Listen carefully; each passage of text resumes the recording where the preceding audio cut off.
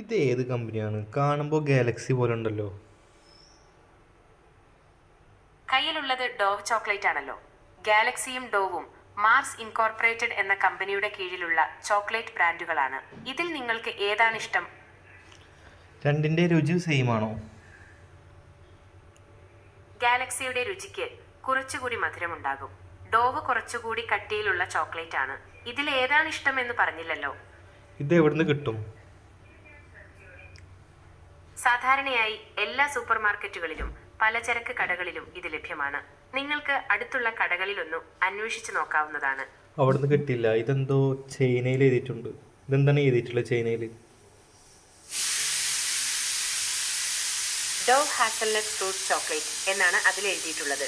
ഇത് സാധാരണയായി സൂപ്പർ മാർക്കറ്റുകളിലും പലചരക്ക് കടകളിലും ലഭ്യമാണ്. ഇതെന്താ ചൈനയിൽ എന്താ എഴുതിയിട്ടുള്ളത്? ചൈനയിൽ സിൽക്ക് ഹാർട്ട് ചോക്ലേറ്റ് എന്നാണ് അതിൽ എഴുതിയിട്ടുള്ളത്. ഓ ഓ, താങ്ക് യു.